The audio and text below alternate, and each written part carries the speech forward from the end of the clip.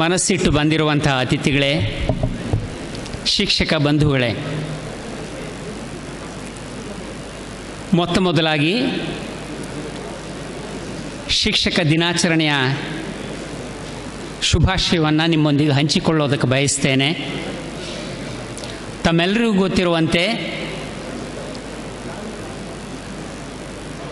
ಎಲ್ಲ ವ್ಯಕ್ತಿಗಳು ಕೂಡ ಸೆಲ್ಫಿಗಳಾಗುತ್ತಾ ಇರುವಂಥ ಈ ಸಂದರ್ಭದಲ್ಲಿ ತನ್ನ ದಿನಾಚರಣೆಯನ್ನು ತನ್ನ ವೃತ್ತಿ ಬಾಂಧವರಿಗೆ 60 ವರ್ಷದ ಹಿಂದೆ ಅರ್ಪಿಸಿದಂತಹ ಮಹಾನ್ ಮುತ್ಸದ್ದಿ, ತತ್ವಜ್ಞಾನಿ, ಮಾನವತಾವಾದಿ, ಒಂದಿಗೆ ಶಿಕ್ಷಕರಾದಂತಹ ಡಾಕ್ಟರ್ ನೆನಪಿಗೆ ನಮನವನ್ನು ಸಲ್ಲಿಸಿ, ಅದಾಗಲೇ ಹೇಳಿದಂಥ ರೀತಿಯಲ್ಲಿ ನಾವು ಶಿಕ್ಷಕರು ಅಂತ ಹೇಳುವಂಥ ಅಭಿಮಾನವನ್ನು ಪಟ್ಟು ಮಾತಾಡೋದಕ್ಕೆ ನಿಜವಾಗಿಯೂ ಮನಸ್ಸಿಲ್ಲ. ಕಾರಣ ಏನು ಅಂತಂದರೆ,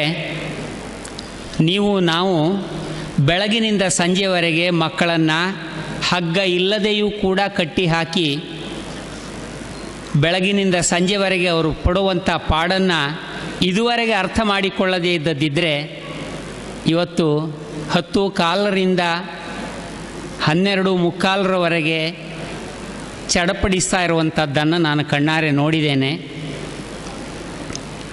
ಆದರೆ ಈ ಸಂದರ್ಭದಲ್ಲಿ ಮಾತಾಡಲೇಬೇಕು ಅಂತ ನನ್ನನ್ನು ನಿಯುಕ್ತಿಗೊಳಿಸಿರೋದರಿಂದ, ವಿಶೇಷವಾಗಿ ಉದ್ಘೋಷಕರು ದಿಕ್ಸೂಚಿ ಭಾಷಣ ಮಾಡಬೇಕು ಅಂತ ಹೇಳಿರೋದರಿಂದ ನನಗೆ ತಕ್ಷಣ ನೆನಪಾಯಿತು, ಮಾಡಬೇಕಾದ ಅವಶ್ಯಕತೆ ಇದೆ. ಇಂಗ್ಲೀಷ್ನಲ್ಲೊಂದು ಮಾತಿದೆ, ಯಾರೂ ತಪ್ಪತ್ರ ನಾನು ಇದನ್ನು ಬಳಸ್ತಾ ಇದ್ದೇನೆ, every dog has got it's day ಅಂತ. ಪ್ರತಿಯೊಂದು ನಾಯಿಗೂ ಕೂಡ ಅದರದ್ರದ್ದೇ ಆದಂಥ ದಿವಸ ಇದೆ ಅಂತ ಆಗುವಾಗ ಖಂಡಿತವಾಗಿಯೂ ಮನುಷ್ಯನಿಗಿದೆ. ಮನುಷ್ಯನಲ್ಲಿ ಅದೇ ಜಾತಿಗೆ ಸೇರಿದಂಥ ಶಿಕ್ಷಕರಿಗೂ ಇದೆ.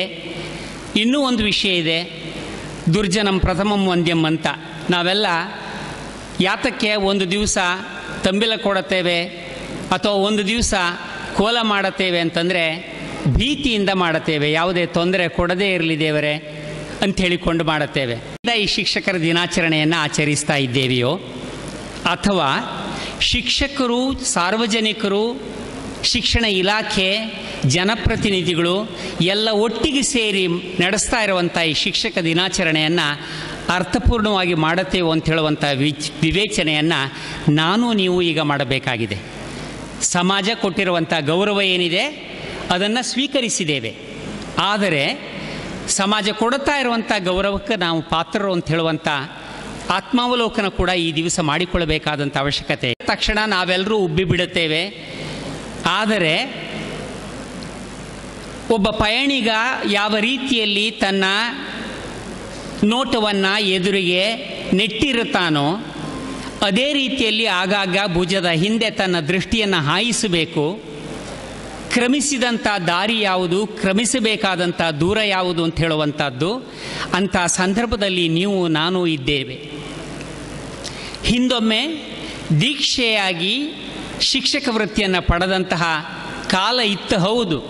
ನಿಮಗೆ ಗೊತ್ತಿದೆ, the day in and day out, 24 hours, 24x7x365 ಇದೆಲ್ಲ ಒಬ್ಬ ನೀವು ಎಲ್ಲ ಚಂದಮಾಮ ಓದಿ ದೊಡ್ಡದಾದಂಥವರು.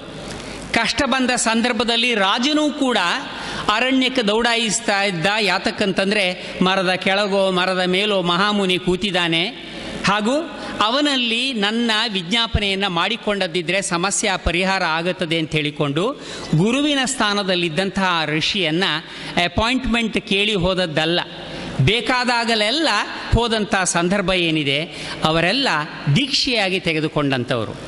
ಈ ದೀಕ್ಷೆಯಾಗಿದ್ದಂಥದ್ದು ವೃತ್ತಿಯಾಗಿ ಇದ್ದಂಥದ್ದು ಉದ್ಯೋಗವಾಗಿ, ಈ ಹೊತ್ತಿನಲ್ಲಿ ಟೀಚಿಂಗ್ ಈಸ್ ನಾಟ್ ಸ್ಥಿತಿ ಬಂದದ್ದಿದ್ದರೆ ಇದಕ್ಕೆ ಯಾರು ಕಾರಣೀಕರ್ತರು? ಒಂದು ಕಡೆಯಲ್ಲಿ ಮಾನ್ಯ ಶಾಸಕರು ಹೇಳಿದಂತೆಯೇ ಗೊತ್ತಿದೆ ನಮಗೆ ಯಾತಕ್ಕೆ ಶಿಕ್ಷಕರ ಬೆನ್ನಿನ ಮೇಲೆ ಮತ್ತೆ ಮತ್ತೆ ಹೊರೆಯನ್ನು ಹಾಕುತ್ತಾ ಇದ್ದಾರೆ ಅಂತ ಹೇಳೋದನ್ನು ಅವರೇ ಪ್ರಾತಿನಿಧಿಕವಾಗಿ ಮಾತಾಡಿದರು. ಇದೇ ನಿಜವಾದ ಬಿಸಿ ಊಟ ಬಡವರಿಗೆ ಎಲ್ಲಿ ಕೊಡಬೇಕು ಅಂತ ಕೇಳಿದರೆ ಗ್ರಾಮ ಪಂಚಾಯತ್ನಲ್ಲಿ ಕೊಡಬೇಕು. ಯಾಕಂತಂದರೆ ಊರಿನಲ್ಲಿರುವಂಥ ಬಡವರಿಗೆ ನಿಜವಾಗಿ ಆದರೂ ಕೂಡ ಊಟ ಉಪಚಾರ ಆಗಬೇಕಾದದ್ದು ಶಾಲೆಯಲ್ಲ.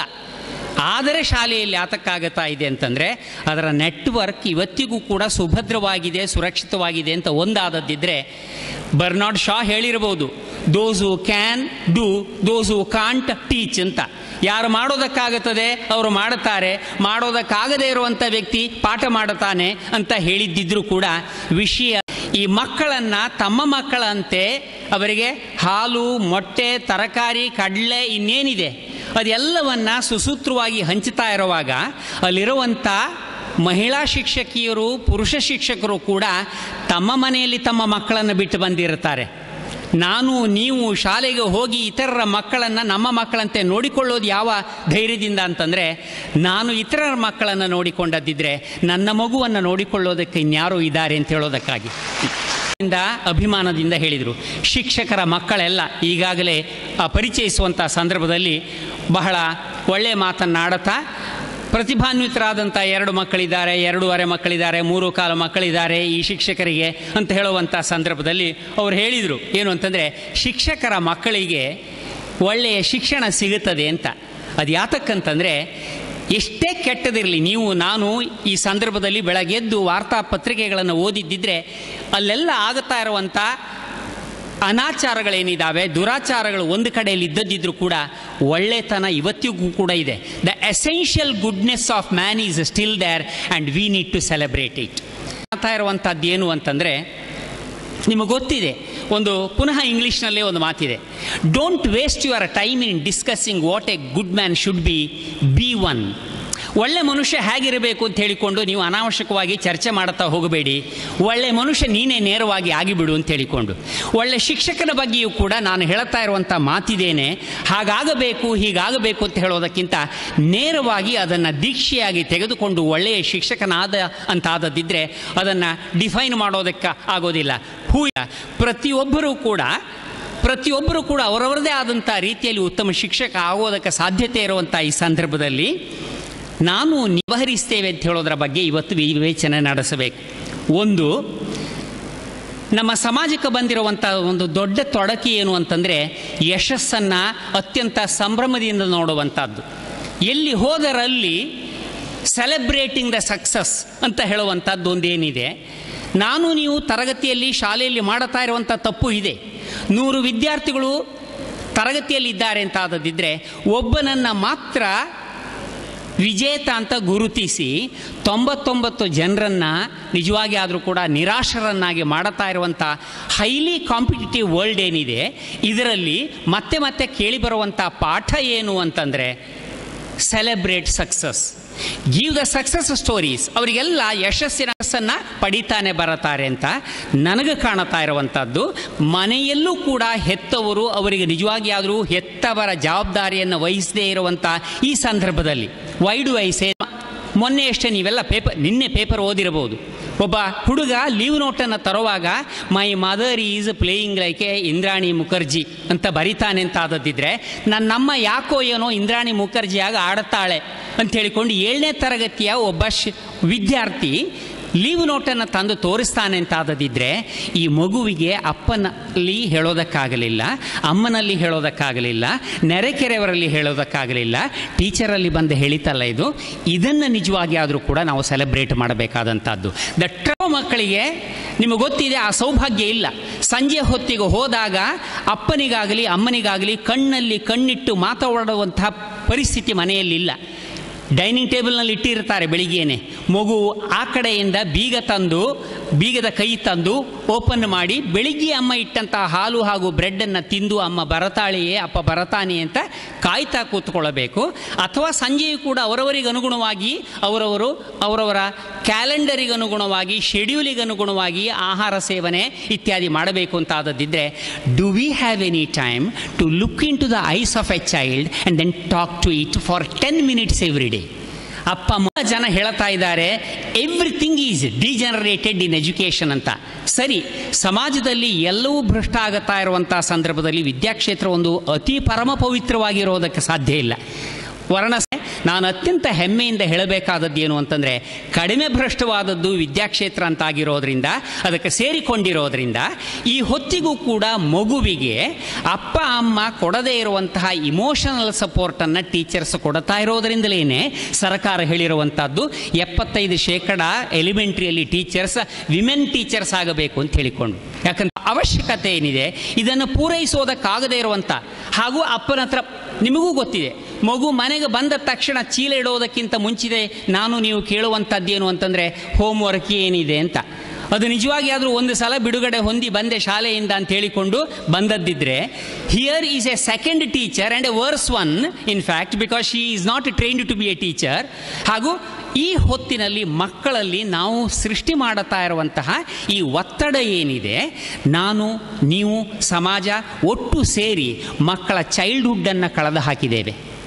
ಅದಕ್ಕೆ ಒಂದೇ ಒಂದು ನಿವೇದನೆ ಏನು ಅಂತಂದರೆ, ಇಲ್ಲಿರುವಂಥ ಶಿಕ್ಷಕರೆಲ್ಲರೂ ಕೂಡ ಶ್ರಮಪೂರ್ವಕವಾಗಿ, ಶ್ರದ್ಧಾಪೂರ್ವಕವಾಗಿ, ಭಾವಪೂರ್ಣವಾಗಿಯೂ ಕೂಡ ಮಗುವನ್ನು ಸೋತಾಗ ಸೈರಿಸಿಕೊಳ್ಳೋದು ಹೇಗೆ ಅಂತ ಹೇಳೋದನ್ನು ಕಲಿಸಬೇಕಾದಂಥದ್ದು. It is very necessary. ಗೆದ್ದಾಗ ಹೇಗೆ ನಡೆದ್ರೂ ನಡೀತದೆ. ನೀವು ಗೆದ್ದಾಗ ಕುಡಿದು ಕುಪ್ಪಳಿಸಿದ್ರೂ ಆಗುತ್ತದೆ, ಕುರ್ಚಿ ಮುರಿದ್ರೂ ಆಗುತ್ತದೆ, ಸೋತಾಗ ಆಗೋದಿಲ್ಲ. ಹಾಗಾಗಿ ಮಗುವಿಗೆ ಮುಖ್ಯವಾಗಿ ನೀವು ಹೇಳಿಕೊಡಬೇಕಾದಂಥದ್ದೇನು ಅಂತಂದರೆ, ಸೋಲೋದು ಹೇಗೆ ಅಂತಲ್ಲ, ಸೋತಾಗ ವ್ಯವಹರಿಸೋದು ಹೇಗೆ ಅಂತ ಹೇಳಿಕೊಡಬೇಕಾದಂಥ ಅವಶ್ಯಕತೆ ಇದೆ. ಒಂದು ಮಾತಿದೆ, ನಾವೆಲ್ಲ ಏನು ಮಾಡಬಹುದು ಅಡಲ್ಟ್ಸ್, ನೀವು ಶಿಕ್ಷಕರಾದರೂ ಕೂಡ ನಾವು ಶಿಕ್ಷಕರಿಗೆ, how many of you are prepare to give your children as teachers. ಪ್ರತಿ ಸಮಾಜವು ವರ್ಷಕ್ಕೊಂದು ದಿವಸ ಶಿಕ್ಷಕರನ್ನು ಹೊಗಳಿದರೆ ಸಾಲದು. ಸಮಾಜ ನಿಜವಾಗಿ ಆದರೂ ಕೂಡ ಶಿಕ್ಷಕರನ್ನಾಗಿಸೋದಕ್ಕೆ ಅಥವಾ ಶಿಕ್ಷಣದಿಂದ, ಶಿಕ್ಷಕ ವೃತ್ತಿಯಿಂದ ವಿಮುಖರಾಗುವಾಗ ಮಾಡುತ್ತಾ ಇದೆಯೇ? ಇದು ಯಾತಕ್ಕೆ ನೀವು ಗಂಭೀರವಾಗಿ ಯೋಚನೆ ಮಾಡಬೇಕು ಅಂತಂದರೆ, ಒಂದು ಚೈನೀಸ್ ಪ್ರೋವರ್ಬ್ ಇದೆ, ಏನು ಅಂತಂದರೆ, if you plan for 10 years plant trees, if you plan for a century give education to the children. ಈ ಹೊತ್ತಿನಲ್ಲಿ ನನಗೂ ನಿಮಗೂ ಸಿಗ್ತಾ ಇರುವಂಥ ಶಿಕ್ಷಣದ ಫಲ ಈಗಿನ ಶಿಕ್ಷಣದ್ದಲ್ಲ, 50 ವರ್ಷದ 100 ವರ್ಷದ ಹಿಂದಿನ ಶಿಕ್ಷಣದ ಫಲ ಈಗ ಸಿಗುತ್ತಾ ಇದೆ. ಹಾಗೂ ಈಗ ಕೊಡ್ತಾ ಇರುವಂಥ ಶಿಕ್ಷಣದ ಫಲ ನಾವು ನೋಡಬೇಕು ಅಂತಾದದಿದ್ದರೆ ಹೆಚ್ಚಿನವರು ನಾವು ಇರೋದಿಲ್ಲ. 50-100 ವರ್ಷದ ನಂತರ ನಾವು ಕೊಡುತ್ತಾ ಇರುವಂಥ ಶಿಕ್ಷಣದ ಕಾಣುತ್ತಾ ಇದ್ದಾವೆ. We are creating educated monsters. ನಾವು ಮಕ್ಕಳನ್ನು, ಈ ನಮ್ಮ ದಕ್ಷಿಣ ಕನ್ನಡ ಜಿಲ್ಲೆಯನ್ನು ಸ್ವಲ್ಪ ಸಮಯದ ಹಿಂದೆ ಸಂಪೂರ್ಣ ಸಾಕ್ಷರರ ರಾಜ್ಯ ಜಿಲ್ಲೆ ಅಂತ ಹೇಳಿದಿದೆ. ಅದನ್ನು ಯಾರೋ ಒಬ್ಬರು ತಪ್ಪಿ ಹೋಗಿ ಸಂಪೂರ್ಣ ರಾಕ್ಷಸರ ಜಿಲ್ಲೆ ಅಂತ ಕರೆದ್ರು. ಯಾಕೆ ಅಂತಂದರೆ ನಾವು ಯಾತಕ್ಕೆ ಆಗುತ್ತಾ ಬರುತ್ತೇವೆ? ಒಂದು ಕುಟುಂಬ ವ್ಯವಸ್ಥೆ ಇರುತ್ತದೆ, ಒಂದು ಸಂಸ್ಕಾರ ಇರುತ್ತದೆ, ಒಂದು ಪರಂಪರೆ ಇರುತ್ತದೆ, ಒಂದು ಧರ್ಮ ಇರುತ್ತದೆ, ಒಂದು ಆಚರಣೆ ಇರುತ್ತದೆ. ಯಾರು ಹೇಳಿದ್ದೆ ನಿಜವಾಗಿ ಆದರೂ ಕೂಡ ವಿದ್ಯೆ ಕೊಟ್ಟ ತಕ್ಷಣ ಇವರೆಲ್ಲರೂ ಕೂಡ ಇದರಿಂದ ದೂರ ಹೋಗಬೇಕು ಅಂತ? Why did we walk that extra mile? ಶಾಸಕರು ಹೇಳಿದರು, 5 ಸೆಂಟ್ಸಿನ ಜಾಗದಲ್ಲಿ ಬೀಡಿ ಕಟ್ಟುತ್ತಾ ಇದ್ದಂತಹ ಈ ಮಕ್ಕಳು ಅಥವಾ ಅವರ ಅಪ್ಪಮ್ಮ ಏನೋ ಕಷ್ಟಪಟ್ಟು ವಿದ್ಯೆ ಸಿಕ್ಕಿದ ನಂತರ ಅಮೇರಿಕಕ್ಕೆ ಹೋಗುತ್ತಾರೆ. ವಿದ್ಯೆ ಸಿಕ್ಕಿ ಅದು ಶೋಭಾಯಮಾನವಾಗಿ ಅವರ ವಿದ್ಯೆಯನ್ನು, ಇದೊಂದು ಗೀಳು ಏನು ಅಂತಂದರೆ, ಅಮೇರಿಕಕ್ಕೆ ಹೋದರೆ ಸುಖ ಸಿಗುತ್ತದೆ ಅಂತ ಹೇಳುವಂಥದ್ದು. ನಿಮಗೊಂದು ಕಥೆಯನ್ನೇ ಹೇಳುತ್ತೇನೆ ಇಲ್ಲಿರುವಂಥದ್ದು. ಮಲಯಾಳಿ ಕವಿ ಬರೆದಂಥ ಇಂತಿಯೇನೆ ಮಕ್ಕಳನ್ನು ಅತಿ ಕಷ್ಟದಿಂದ ಕಲಿಸಿದಂತಹ ಒಬ್ಬ ಅಪ್ಪ ಅಮ್ಮ. ನಿಮಗೆ ಗೊತ್ತಿದೆ, ಹೋಗಬೇಕು ನೀವು ಕರಾವಳಿ ಪ್ರದೇಶಕ್ಕೆ ಹೋಗಬೇಕು, ಕೇರಳಕ್ಕೆ ಹೋಗಬೇಕು, ದೊಡ್ಡ ದೊಡ್ಡ ಬಂಗ್ಲೋಗಳಿರುತ್ತವೆ, 2 ಉಪ್ಪರಿಗೆಗಳಿರುತ್ತವೆ. ಅದಕ್ಕೆ ಹೋಗೋದಕ್ಕೆ ಇವರಿಗೆ ಕೂಡೋದಿಲ್ಲ. ಯಾಕಂತಂದರೆ ಈಗಲೇ ಆರ್ಥರೈಟಿಸ್ ಬಂದಾಗಿದೆ, ಇವರಿಗೆ ಮೇಲೆ ಹತ್ತಲಿಕ್ಕಾಗೋದಿಲ್ಲ, ಮೇಲೆ ಬೀಗ ಹಾಕಿಟ್ಟಿದ್ದಾರೆ. ಹೀಗೆ ಒಬ್ಬ ಅಮೇರಿಕಕ್ಕೆ ಹೋದಂತಹ ಹುಡುಗ, ವಿದ್ಯಾವಂತ ಹುಡುಗ, ಉದ್ಯೋಗಸ್ಥನಾಗಿದ್ದಾನೆ. ಹಾಗೂ ಸ್ವಲ್ಪ ವರ್ಷದ ಹಿಂದೆ, ಇದು 20 ವರ್ಷದ ಹಿಂದೆ, ನೇರವಾಗಿ ಅಮೇರಿಕಕ್ಕೆ ನೀವು ಫೋನ್ ಹಾಯಿಸೋದಕ್ಕೆ ಸಾಧ್ಯ ಇದ್ದಿಲ್ಲವಾಗಿತ್ತು. ಹಾಗಾಗಿ ಟೆಲಿಗ್ರಾಮ್ ಬಿಡಬೇಕಾಗಿತ್ತು ಅಥವಾ ಟ್ರಂಕ್ ಕಾಲ್ ಮಾಡಬೇಕಾದಂಥ ಕಾಲ ಅದು. ಹಾಗೂ ಒಂದು ಸಲ ಅಪ್ಪ ಮಗನಿಗೆ ಅಮೇರಿಕಕ್ಕೆ ಬರೀತಾನೆ. ಮಗ ಯಾಕೆ ಅಂತ ನನಗೆ ಗೊತ್ತಿಲ್ಲ, ಅಮ್ಮ ಈಗ ಮತ್ತೆ ಮತ್ತೆ ಮತ್ತೆ ಮತ್ತೆ ನಿನ್ನನ್ನು ನೆನಪಿಸಿಕೊಳ್ಳುತ್ತಾಳೆ, ಸಾಧ್ಯ ಆದದ್ದಿದ್ದರೆ ನೀನೊಂದು ಸ್ವಲ್ಪ ದಿವಸ ರಜೆ ತೆಗೆದುಕೊಂಡು ಬರಬಾರದೆ? ನಿಮಗೆ ಗೊತ್ತಿದೆ, ಅಮೇರಿಕಕ್ಕೆ ಹೋದ ಬೋಲ್ಟ್ಗಳ ಸೇವೆ ಮಾಡುವಂಥ ಸಂದರ್ಭಗಳಲ್ಲಿ ಅವರಿಗೆ ಪುರುಸೊತ್ತಿಲ್ಲ. ಹಾಗಿರೋದ್ರಿಂದ ತಣ್ಣಗೆ ಕಾಗದ ಬರೀತಾನೆ, ಅಮ್ಮ ನಿನಗೆ ಗೊತ್ತಿದೆ, ಅಪ್ಪ ನಿನಗೆ ಗೊತ್ತಿದೆ, ಈ ಫೈನಾನ್ಷಿಯಲ್ ಇಯರ್ ಮುಗಿತಾ ಬರೋದರಿಂದ ನಾನು ತುಂಬ ಬ್ಯುಸಿಯಾಗಿದ್ದೇನೆ. ಅದು ಯಾಕೆ ಅಂತ ಗೊತ್ತಿಲ್ಲ. ಅಮ್ಮ ಮತ್ತೆ ಮತ್ತೆ ನೆನಪಿಸಿಕೊಳ್ತಾರೆ ಅಂತಂದರೆ ಬಹುಶಃ ನೀವು ಅವರಿಗೆ ಕಂಪನಿ ಕೊಡ್ತಾ ಇಲ್ಲ ಅಂತ ಕಾಣುತ್ತದೆ. ಸ್ವಲ್ಪ ಅಮ್ಮನ ಹತ್ರ ಹೆಚ್ಚು ಮಾತಾಡಿ ಕಂಪನಿ ಕೊಡಿ ನೀವು. 1 ತಿಂಗಳು ಕಳೀತದೆ. ಪುನಃ ಅಪ್ಪ ಪತ್ರ ಬರೀತಾನೆ. ಮಗ ಅಲ್ಲಲ್ಲಿ ಹೋಗಿ ಕೂತುಕೊಳ್ಳುತ್ತಾಳೆ. ಆಮೇಲೆ ಆಗಾಗ ನಿನ್ನ ಹೆಸರನ್ನು ಜಪ ಮಾಡುತ್ತಾಳೆ. ಒಂದು ಸಲ ಬಂದು ಹೋಗಬಹುದಿತ್ತೋ ಏನೋ ಅಂತ ಬಾಯಿ ಬಿಟ್ಟು ಆಗಾಗ ಹೇಳುತ್ತಾಳೆ. ಒಂದು ವಾರದ ಮಟ್ಟಿಗೆ ಬರಬಾರದೆ ಅಂತ ಕೇಳಿದರೆ ಪುನಃ ಅಲ್ಲಿಂದ ಪ್ರತಿಕ್ರಿಯೆ ಬರ್ತದೆ. ಅಪ್ಪ ನಿಮಗೆ ಗೊತ್ತಿದೆ, ನನಗೆ ದೊಡ್ಡ ಪ್ರಾಜೆಕ್ಟ್ ಸಿಕ್ಕಿದೆ, ಆ ಪ್ರಾಜೆಕ್ಟನ್ನು ಕಂಪ್ಲೀಟ್ ಮಾಡಬೇಕು ಅಂತ ಆದದ್ದಿದ್ದರೆ ಖಂಡಿತವಾಗಿಯೂ ಅದು ನನ್ನ ಪ್ರೆಸ್ಟೀಜಿನ ಪ್ರಶ್ನೆ. ಹಾಗಾಗಿ ನೀವು ಒಂದು ಕೆಲಸ ಮಾಡಿ, ನಿಮ್ಮ ಹೆಂಡತಿಗೆ ನಿಜವಾಗಿ ನನ್ನ ಅಮ್ಮನಿಗಲ್ಲ, ನಿಮ್ಮ ಹೆಂಡತಿಗೆ ನಿಜವಾಗಿ ಆದರೂ ಕೂಡುವುದಿಲ್ಲ ಅಂತ ಆದದ್ದಿದ್ದರೆ take her to the best of the doctor. ಒಳ್ಳೆಯ ಟ್ರೀಟ್ಮೆಂಟನ್ನು ಕೊಡಿ. ಮಾಡುತ್ತಾನೆ ಇತಿ ನಿಮ್ಮ ವಿಧೇಯ ಅಪ್ಪ ಅಂತ ಹೇಳಿಕೊಂಡು ಮಾಡುತ್ತಾನೆ ಅಪ್ಪ. ಹಾಗೂ ಮತ್ತೆ ರವಾನಿಸ್ತಾನೆ. ಡಾಕ್ಟರ್ ಹೇಳಿದ್ದಾರೆ something is really seriously wrong with your mother ಅಂತ ಹೇಳಿದ್ದಾರೆ. ತಕ್ಷಣ ಉತ್ತರ ಬರ್ತದೆ, ಅಪ್ಪ ಬಿಡಬೇಡಿ, best of the medicine and treatment that is available in India, ಎಲ್ಲಿ ಬೇಕಾದರಲ್ಲಿ ಮಾಡಿ, ನಾನು ಈಗಾಗಲೇ ಬ್ಯಾಂಕಿಗೆ ಹಣ ಕಳಿಸಿದ್ದೇನೆ. ತಕ್ಷಣ ಸರಿ ಕಳಿಸಲಾಯಿತು. ಮತ್ತು ಕೂಡ ಪತ್ರ ಹೋಯಿತು. ಇಲ್ಲ, ನಿನ್ನಮ್ಮ ಉಳಿತಾಳೋ ಇಲ್ಲೋ ನನಗೆ ಗೊತ್ತಿಲ್ಲ, ಬರಬಾರದೆ ಅಂತ ಕೇಳಿದಂಥ ಸಂದರ್ಭದಲ್ಲಿ ಅಪ್ಪ ಎಷ್ಟು ಮಾತ್ರಕ್ಕೂ ನನಗೆ ಬರೋದಕ್ಕಾಗೋದಿಲ್ಲ, ನೀವು ಅವಳಿಗೆ ಬೇಕಾದಂಥ ಎಲ್ಲ ಶುಶ್ರೂಷೆಗಳನ್ನು ಮಾಡಿ ನನಗಾದಾಗ ಬರತ್ತೇನೆ ಅಂತ ಹೇಳಿಕೊಂಡು ಕೊನೆಗೂ ಒಂದು ಪತ್ರ ಹೋಗುತ್ತದೆ. ಪತ್ರ ಅಲ್ಲ ಈ ಬಾರಿ, ಟೆಲಿಗ್ರಾಮ್ ಹೋಗುತ್ತದೆ. Your mother is no more. ಆಗ ಆ ಮಗ ಅಲ್ಲಿಂದ ತಕ್ಷಣ ಪ್ರತಿಕ್ರಿಯೆ ಏನು ಅಂತಂದರೆ, ಅಪ್ಪ ಕೊನೆ ಹಂತದಲ್ಲಿದ್ದೇನೆ, ಪ್ರಾಜೆಕ್ಟ್ ಇದು, ನನಗೀಗ ಅಂತ್ಯಕ್ರಿಯೆಗೆ ಬರೋದಕ್ಕಾಗೋದಿಲ್ಲ. ಒಂದು ಕೆಲಸ ಮಾಡಿ, ಊರಿನಲ್ಲಿರುವಂಥ ಒಳ್ಳೆ ವಿಡಿಯೋದವರ ಹತ್ರ ಹೇಳಿ ಇಡೀ ಅಂತ್ಯಕ್ರಿಯೆಯನ್ನು ನೀವು ವಿಡಿಯೋ ಮಾಡಿ ಆ CD ಕಳಿಸಿಕೊಡಿ ನನಗೆ, ನಾನು ಇಲ್ಲಿಂದ ನೋಡುತ್ತೇನೆ ಅಂತ. ನಾನು ಪರವಾಗಿ ಕೇಳಬೇಕಾದದ್ದು, ನಾವು ಶಿಕ್ಷಕರಾಗಿ ಕೇಳಬೇಕಾದದ್ದಲ್ಲ, ಸಮಾಜದ ಪರವಾಗಿ ಕೇಳಬೇಕಾದದ್ದು. Did we walk that extra mile so that these are not going to be available to us? ವಿದ್ಯೆ ನಿಜವಾಗಿ ಕೊಡುವಂಥದ್ದು ಯಾತಕ್ಕಂತಂದರೆ ಹಲವು ಕಾರಣಕ್ಕಾಗಿ. ಇವರಿಗೆಲ್ಲ ಉದ್ಯೋಗ ಸಿಗಬೇಕು, ಅವರಿಗೆ ಆದಾಯ ಬರಬೇಕು ಒಂದು. ಅದಕ್ಕಿಂತ ಹೆಚ್ಚು ನಾನು ನೀವು ವಿದ್ಯೆ ಕೊಡೋದು ಕಳೆದುಕೊಳ್ಳೋದಕ್ಕೆ ಬೇಕಾಗಿ ಅಲ್ಲ, ಈ ಸಮಾಜ, ಈ ನೆಲ ಶ್ರೀಮಂತವಾಗಬೇಕು. ನಮಗೆ ದೊರಕದೇ ಇದ್ದಂತಹ ಮಕ್ಕಳು ನಮಗೆ ಯಾತಕ್ಕೆ ಕೇಳ್ತಾ ಇರುವಂಥದ್ದು. ವಿದ್ಯೆ ಕೊಡೋದು ಯಾತಕ್ಕಂತಂದರೆ ಪ್ರತಿಯೊಂದು ತಲೆಮಾರು ಕೂಡ ಅದರ ನುಡಿಯನ್ನು ಕಂಡುಕೊಳ್ಳಬೇಕು ಅಂತ. Why do we teach our children speech? They should find their speech. ಅವರ ಬಾಯಿಯಿಂದ ನುಡಿ ಬರಬೇಕು. ಸಮಾಜದ ಜನರ ಏನು ಪ್ರತಿಕ್ರಿಯೆಗಳಿದ್ದಾವೆ, ಭಾವನೆಗಳಿದ್ದಾವೆ, ಯೋಚನೆಗಳಿದ್ದಾವೆ, ಇವನ್ನೆಲ್ಲ ಹೇಳೋದಕ್ಕೆ ಬೇಕಾಗಿ ನನ್ನ ಮಗಳಿಗೆ ವಿದ್ಯೆ ಕೊಡುತ್ತೇನೆ, ಇವರು ಎಲ್ಲಿಯೋ ಹೋಗಿ ಕಂಪ್ಯೂಟರ್ ಕೂಲಿಗಳಾಗಿ ಇರುತ್ತಾರೆ ಅಂತಾದಂಥ ಪಕ್ಷದಲ್ಲಿ ನಮ್ಮ ಮೇಲಾಗಿದೆ. The very purpose of education is entirely defeated. ಹಾಗಾಗಿ ಘನಗಂಭೀರವಾಗಿ ನಾನು ನೀವು ಯೋಚನೆ ಮಾಡಬೇಕಾದಂಥ ಅವಶ್ಯಕತೆ ಬಂದಿದೆ. Are we going to be preparing? ನಮ್ಮ ದೇಶಕ್ಕೆ ಬೇಕಾಗಿ ನಾವು ನಮ್ಮವರನ್ನು ನಿಜವಾಗಿ ತಯಾರು ಮಾಡುತ್ತೇವೆ ಅಂತ. ಭಾರತದ ಭವಿತವ್ಯದ ಬಗ್ಗೆ ನಿಮ್ಮೆಲ್ಲರಿಗೂ 60 ಮಿಲಿಯನ್ ಎಜುಕೇಟೇಬಲ್ ಯೂತ್ ನಮ್ಮ ಭಾರತದಲ್ಲಿದ್ದಾರಂತೆ. ಹಾಗೂ ಅವರೇಜ್ ಏಜ್ ಕೇಳಿದ್ದಿದ್ರೆ 28 ವರ್ಷ. ಚೈನಾದಲ್ಲಿ 35 ವರ್ಷ ಆಗಿದೆ, ಜಪಾನ್ನಲ್ಲಿ 42 ವರ್ಷ ಆಗಿದೆ, ಸ್ವಿಟ್ಜರ್ಲ್ಯಾಂಡ್ನಲ್ಲಿ 59 ವರ್ಷ ಆಗಿದೆ. ಅಂತಂದರೆ ವರ್ಷ ಕಳೆದಂತೆ ಸರಾಸರಿ ವಯೋಮಾನ ಆ ಜನಸಂಖ್ಯೆಯದ್ದು ಏನು ಅಂತಂದರೆ ನಮ್ಮದ್ದು. ಹಾಗೂ ಈ Bharat for 50 more years is going to be the biggest supplier of youth to the whole of the world. Work ಫೋರ್ಸನ್ನು ಇನ್ನು 50 ವರ್ಷ ಚೀನಾವನ್ನು ಮೀರಿಸಿ ನಾವು ಯುವಕರನ್ನು ಈ ದೇಶಕ್ಕೆ ಕೊಡುತ್ತೇವೆ ಅಂತ ಆದದಿದ್ದರೆ, ಹಿಂದೆ ನಾನು ನೀವು ಸೋಷಲ್ ಸ್ಟಡೀಸ್ ಕಲಿಯುವಾಗ ಕಲ್ತದ್ದೇನು ಅಂತಂದರೆ ನಮಗಿರುವಂಥ ದೊಡ್ಡ ಸಮಸ್ಯೆ ಏನು ಅಂತಂದರೆ ಜನಸಂಖ್ಯೆ ಅಂತ. ಪಾಪ್ಯುಲೇಷನ್ ಅಂತವರು ಈ ಅಂಕಿ ಸಂಖ್ಯೆಗಳನ್ನು ಹೇಳೋರನ್ನ ಎಂದೂ ನಂಬಬಾರ್ದು ನಾವು. ಯಾಕಂತಂದ್ರೆ ಒಂದು ಇಂಗ್ಲೀಷ್ನಲ್ಲಿ ಮಾತಿದೆ, ಫಿಗರ್ಸ್, ಸ್ಟ್ಯಾಟಿಸ್ಟಿಕ್ಸ್ ಆ್ಯಂಡ್ ಲೈಸ್ ಅಂತ. ಅವು ಶುದ್ಧ ಸುಳ್ಳು ಅಂತ ಹೇಳಿಕೊಂಡು ಬಿಲೋ ಪವರ್ಟಿ ಲೈನ್ ಮೇಲೆ ತುಂಬ ಹೋಗುತ್ತಾರೆ. ನಿಮಗೆ ಗೊತ್ತಿದೆ, ಕಳೆದ ವರ್ಷ ಆದಂತಹ ಕೇಂದ್ರ ಸರ್ಕಾರ, ಕಳೆದ ವರ್ಷ ಅಲ್ಲ ಅದರ ಮೊದಲು, ಬಿಲೋ ಪವರ್ಟಿ ಲೈನ್ ಎಷ್ಟು ಅಂತಂದರೆ 32 ರೂಪಾಯಿಗಿಂತ ಮೇಲಿದ್ದವರೆಲ್ಲ ಶ್ರೀಮಂತರು ಅಂತ ಮಾಡಿಬಿಟ್ಟಿದ್ದಾರೆ. ಅವರು ಮಾಡಿದರೆ ಆಯ್ತು ಅಷ್ಟೇ, ಅಲ್ಲಿ ಕೂತ್ಕೊಂಡು. ಈ ರೀತಿ ಅಂಕಿ ಸಂಖ್ಯೆಗಳಲ್ಲ, ಈ ಸಂಪನ್ಮೂಲ ಏನಿದೆ, ಒಂದು ಕಾಲ ಬರುತ್ತದೆ, ನಿಮಗೆ ಗೊತ್ತಿದೆ, ಒಂದು ಸಮಾಜ ಸೋಷಲ್ ಸ್ಟಡೀಸ್ ಕಲಿಸ್ತಾ ಇರುವಂಥವರಿಗೆ ಗೊತ್ತಿರ್ಬೋದು, ಸೈನ್ಸ್ ಕಲಿಸ್ತಾ ಇರುವಂಥವರಿಗೆ ಗೊತ್ತಿರ್ಬೋದು, ಯಾವ ರೀತಿಯಲ್ಲಿ ಸಮಾಜದ ಅಭಿವೃದ್ಧಿ, ಇನ್ವರ್ಟೆಡ್ ಕಾಮಾದಲ್ಲಿ ಅಭಿವೃದ್ಧಿ ಆದಂತೆ ಜನಸಂಖ್ಯೆ ಕ್ಷೀಣಿಸ್ತಾ ಬರುತ್ತದೆ. ಜನಸಂಖ್ಯೆಯ ಮಟ್ಟವನ್ನು ಇಟ್ಟುಕೊಳ್ಳೋದಕ್ಕಾಗೋದಿಲ್ಲ. ನಮಗೆ ಜನಸಂಖ್ಯೆ ತಲೆಬಿಸಿಯಾಗಿ ಪರಿಣಮಿಸಿದ್ದಿದ್ರೆ ಈಗ people have started talking about demographic dividend. ನೀವು ಶೇರ್ ಹಾಕಿದರೆ ಡಿವಿಡೆಂಡ್ ಬಂದೆ ಅಂತೀಯೇನೆ, ಜನಸಂಖ್ಯೆ ನಿಮಗೆ ಡಿವಿಡೆಂಡನ್ನು ಕೊಡುತ್ತದೆ.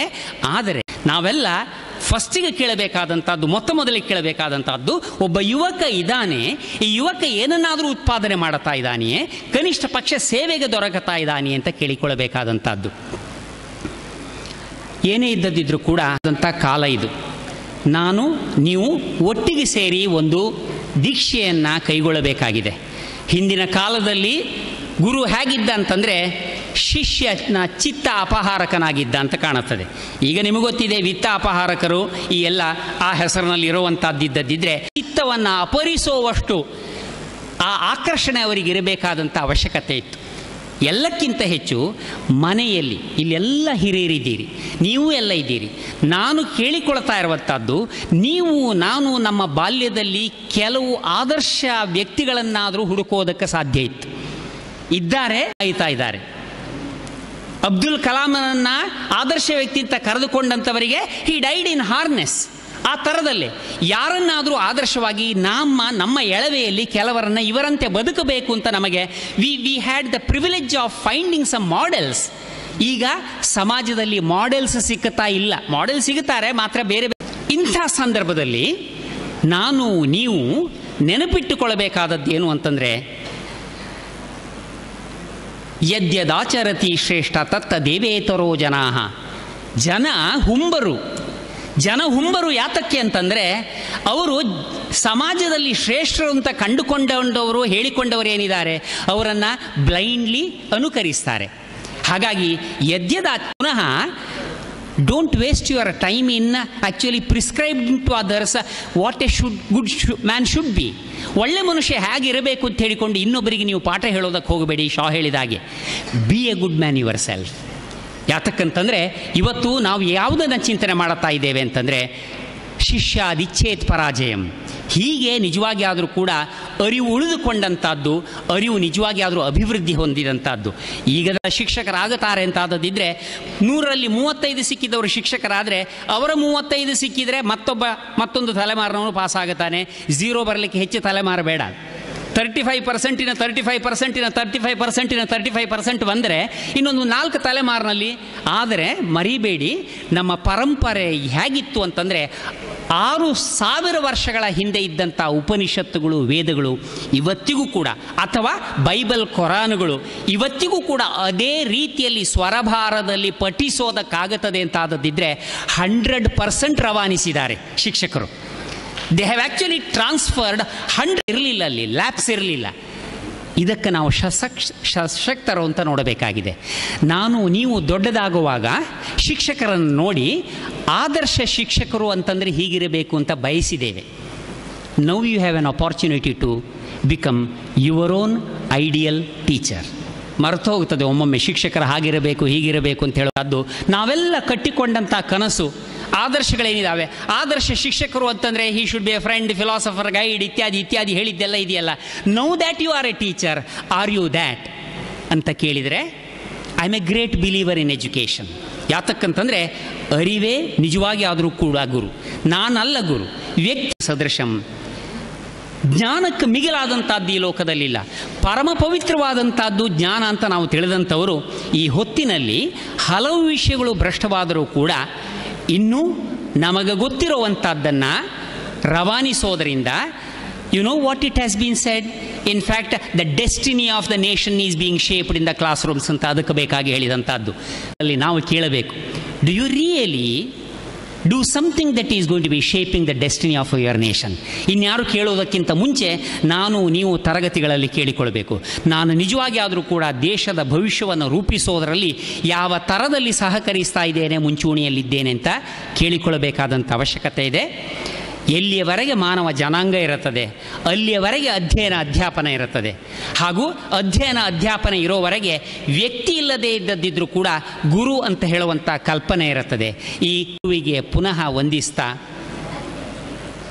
ನಿಮಗೆ ಗೊತ್ತಿದೆ ಜ್ಞಾನ ತಿಮಿರ, ನಿಮಗೆ ಗೊತ್ತಿದೆ ಯು ನೀಡ್ ಟು ಇನ್ಫ್ಯಾಕ್ಟ್, ಹಾಗಾಗಿಯೇ ನಾವು ಆದಷ್ಟು ಕೂಡ ಈ ಡಾರ್ಕ್ನೆಸ್ ಶುಡ್ ಬಿ ಡಿಸ್ಪೆಲ್ಡ್. ಅಜ್ಞಾನ ತಿಮಿರಾಂಧಸ್ಯ ಜ್ಞಾನಾಂಜನ ಶಲಾಕಯ ಚಕ್ಷುರುನ್ಮೀಲಿತಂ ಯೇನ ತಸ್ಮೈ ಶ್ರೀ ಗುರವೇ ನಮಃ. ನನಗೆ ಈ ಅಜ್ಞಾನ ಇಲ್ಲವಾಗಿಸೋದಕ್ಕೆ ಒದಗಿ ಬಂದಂತಹ ಶಿಕ್ಷಕ. ಆದರೆ ಒಂದು ವಿಷಯ ಮರಿಬಾರದು, ನನಗೊಬ್ಬ ಶಿಕ್ಷಕನಿದ್ದ, ಆ ಶಿಕ್ಷಕನಿಗೆ ಇನ್ನೊಬ್ಬ ಶಿಕ್ಷಕ ಇದ್ದ, ಅವನಿಗೆ ಇನ್ನೊಬ್ಬ ಇದ್ದ ಅಂತಾದ್ದರಿಂದ ಈ ಗುರು ಪರಂಪರೆಗೆ ಮತ್ತೊಮ್ಮೆ ಕೈ ಮುಗಿದು ನನ್ನ ಮಾತನ್ನು ಮುಗಿಸ್ತೇನೆ. ನಮಸ್ಕಾರ.